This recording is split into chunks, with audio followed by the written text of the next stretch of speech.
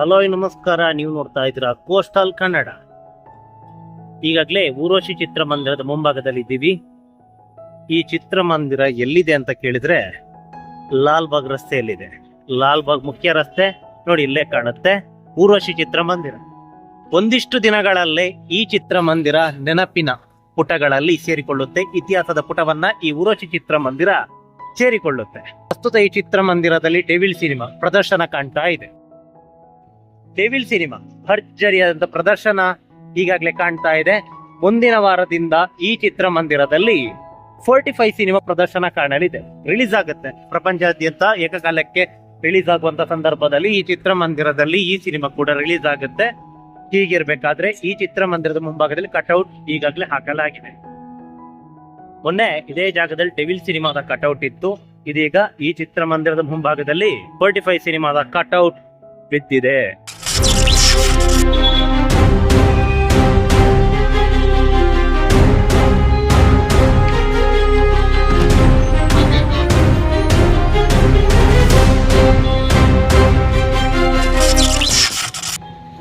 ನಿನ್ನೆ ರಾತ್ರಿಯೇ ಈ ಸಿನಿಮಾದ ಕಟ್ಔಟ್ ಅನ್ನು ಇಲ್ಲಿ ಹಾಕಲಾಗಿತ್ತು. ಇದು ಸಾಮಾಜಿಕ ಜಾಲತಾಣಗಳಲ್ಲಿ ಸಿಕ್ಕಾಪಟ್ಟೆ ವೈರಲ್ ಕೂಡ ಆಗಿತ್ತು. ಕೇವಲ ಇದೊಂದಷ್ಟೇ ಅಲ್ಲ, ಅಂಜನ್ ಚಿತ್ರಮಂದಿರ ಏನಿದೆ, ಮಾಗಡ್ ರಸ್ತೆ ಅಂಜನ್ ಚಿತ್ರಮಂದಿರ, ಅಲ್ಲೂ ಕೂಡ ಈ ಸಿನಿಮಾದ ಕಟ್ಔಟನ್ನು ಈಗಾಗಲೇ ಹಾಕಲಾಗಿದೆ. ಮತ್ತು ಈ ಡೆವಿಲ್ ಸಿನಿಮಾ ರಿಲೀಸ್ ಆಗುವಂಥ ಸಂದರ್ಭದಲ್ಲೇ ಅಂಜನ್ ಚಿತ್ರಮಂದಿರದ ಮುಂಭಾಗದಲ್ಲಿ ನೆಕ್ಸ್ಟ್ ಚೇಂಜ್ ಅಂತ 45 ಸಿನಿಮಾದ ಸ್ಟ್ಯಾಂಡಿಯನ್ನು ಹಾಕಲಾಗಿತ್ತು. ಇದೀಗ ರಾಜಧಾನಿ ಬೆಂಗಳೂರಿನ ಲಾಲ್ಬಾಗ್ ರಸ್ತೆಯ ಊರ್ವಶಿ ಚಿತ್ರಮಂದಿರದಲ್ಲಿ 45 ಸಿನಿಮಾದ ಕಟ್ಔಟ್ ಈಗಾಗಲೇ ನೀವು ನೋಡ್ತಾ ಇದ್ದೀರಾ. ಉಪೇಂದ್ರ ಅವರು, ಶಿವಣ್ಣ ಹಾಗೆ ರಾಜ್ ಬಿ ಶೆಟ್ಟಿ ಮೂವರು ಜೊತೆಯಾಗಿ ಇರುವಂತಹ ಒಂದು ಕಟ್ಔಟ್ ಅತ್ಯದ್ಭುತವಾಗಿದೆ. ಇನ್ನು ಚಿತ್ರಮಂದಿರದ ಬಗ್ಗೆ ಹೇಳೋದಾದರೆ ಚಿತ್ರಮಂದಿರ ಕೂಡ ಅಷ್ಟೇ ತುಂಬಾ ಬೃಹತ್ ಚಿತ್ರಮಂದಿರ. ಇದನ್ನು ಈಗಾಗಲೇ ನೀವು ಪರದೆ ಮೇಲೆ ಸ್ಕ್ರೀನ್ ಮೇಲೆ ಗಮನಿಸ್ತಾ ಇದ್ದೀರಾ. ಬೃಹತ್ ಚಿತ್ರಮಂದಿರ ಆದರೆ ಕೇವಲ ಇನ್ನು ಮುಂದೆ ನೆನಪಷ್ಟೇ. 45 ಸಿನಿಮಾ ಇಲ್ಲಿ ರಿಲೀಸ್ ಆಗುತ್ತೆ. ಅದಾದ ಬಳಿಕ ಏನಾಗುತ್ತೋ ಗೊತ್ತಿಲ್ಲ.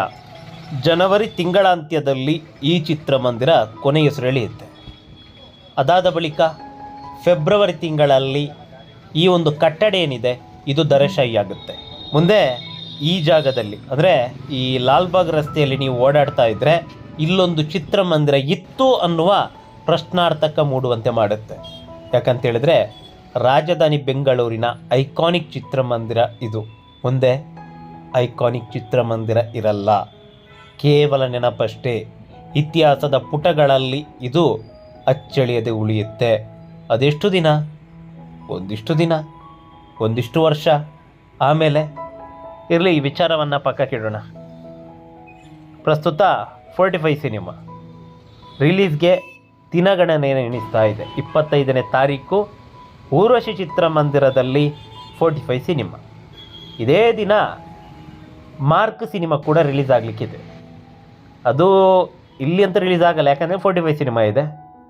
ಪಕ್ಕದಲ್ಲಿ ಪೂರ್ಣಿಮಾ ಚಿತ್ರಮಂದಿರ ಇದೆ, ಅಲ್ಲಿ ರಿಲೀಸ್ ಆಗುತ್ತೋ ಗೊತ್ತಿಲ್ಲ, ಪ್ರಶ್ನಾರ್ಥಕ. ಯಾಕಂತ ಹೇಳಿದ್ರೆ ತಮಿಳ್ ಸೆಂಟರ್ ರಿಲೀಸ್ ಆದರೂ ಆಗ್ಬೋದು, ಆಗದೆ ಇರಲೂಬಹುದು, ಗೊತ್ತಿಲ್ಲ. ಒಟ್ಟಾರೆಯಾಗಿ ಊರ್ವಶಿ ಚಿತ್ರಮಂದಿರದಲ್ಲಿ 45 ಸಿನಿಮಾ ರಿಲೀಸ್ ಆಗೋದಂತೂ ಕನ್ಫರ್ಮ್. ಇನ್ನು ಊರ್ವಶಿ ಚಿತ್ರಮಂದಿರ ಸುಮಾರು 1000ಕ್ಕೂ ಹೆಚ್ಚು ಆಸನಗಳುಳ್ಳಂಥ ಚಿತ್ರಮಂದಿರ. ಈ ಚಿತ್ರಮಂದಿರಕ್ಕೆ ತನ್ನದೇ ಆದಂಥ ಫ್ಯಾನ್ ಫಾಲೋವರ್ಸ್ ಇದ್ದಾರೆ. ಸಾಮಾನ್ಯವಾಗಿ ಒಂದು ನಟಿಗೆ ಈ ರೀತಿಯಾದ ಫ್ಯಾನ್ ಫಾಲೋವರ್ಸ್ ಇರುತ್ತೆ. ಆದರೆ ಚಿತ್ರಮಂದಿರಕ್ಕೆ ಇರೋದು ಒಂದಿಷ್ಟು ಐಕಾನಿಕ್ ಚಿತ್ರಮಂದಿರಗಳಿಗೆ ಮಾತ್ರ. ಈ ಸಾಲಿಗೆ ಊರ್ವಶಿ ಚಿತ್ರಮಂದಿರ ಕೂಡ ಸೇರಿಕೊಳ್ಳುತ್ತೆ. ಅದೆಷ್ಟೋ ಮಂದಿ ಊರ್ವಶಿಯಲ್ಲಿ ರಿಲೀಸ್ ಆದರೆ ನಾನು ಆ ಸಿನಿಮಾವನ್ನು ವೀಕ್ಷಣೆ ಮಾಡ್ತೀನಿ ಅಂತ ಹೇಳುವವರು ಇದ್ದಾರೆ. ಅದೇನೇ ಇರಲಿ, ಈ ಚಿತ್ರಮಂದಿರದಲ್ಲಿ 45 ಸಿನಿಮಾ ರಿಲೀಸ್ ಆಗೋದಕ್ಕೆ ದಿನಗಣನೆಯನ್ನು ಎಣಿಸ್ತಾ ಇದೆ. ಈ ಸಿನಿಮಾನೇ ಈ ಚಿತ್ರಮಂದಿರದಲ್ಲಿ ಪ್ರದರ್ಶನ ಕಾಣುವ ಕೊನೆಯ ಸಿನಿಮಾ ಆಗುತ್ತಾ ಗೊತ್ತಿಲ್ಲ, ಪ್ರಶ್ನಾರ್ಥಕ. ಒಟ್ಟಿನಲ್ಲಿ ಈ ಚಿತ್ರಮಂದಿರದಲ್ಲಿ ಈ ಸಿನಿಮಾ ಹೊಸದೊಂದು ದಾಖಲೆಯನ್ನು ಬರೆಯಲಿ, ಅತಿ ಹೆಚ್ಚು ಕಲೆಕ್ಷನ್ ಮಾಡುವ ಮೂಲಕ ಹೊಸ ಇತಿಹಾಸವನ್ನು ನಿರ್ಮಿಸಲಿ, ಕೊನೆಯ ಪ್ರದರ್ಶನ ಈ ಸಿನಿಮಾನೇ ಕಾಣಲಿ. ಹಾಗೆ ಇದೊಂದು ಇತಿಹಾಸದಲ್ಲಿ ಅಜರಾಮರವಾಗಲಿ ಅನ್ನೋದೇ ನಮ್ಮ ಆಶಯ. ಇದು ಮಲ್ಟಿ ಲ್ಯಾಂಗ್ವೇಜ್ ಸಿನಿಮಾಗಳನ್ನು ಪ್ರದರ್ಶನ ಮಾಡುವ ಚಿತ್ರಮಂದಿರ. ಹೀಗಾಗಿ ಈ ಸಿನಿಮಾ ಕಲೆಕ್ಷನ್ ಮಾಡಿಲ್ಲ ಅಂತಾದರೆ ಬೇರೆ ಸಿನಿಮಾ ಬರುತ್ತೆ. ಅದರ ಬದಲು ನಮ್ಮ ಕನ್ನಡ ಸಿನಿಮಾನೇ ಈ ಚಿತ್ರಮಂದಿರದಲ್ಲಿ ಒಳ್ಳೆ ಕಲೆಕ್ಷನ್ ಮಾಡಿ ಕೊನೆಯ ಸಿನಿಮಾ ಇದೇ ಆಗಲಿ.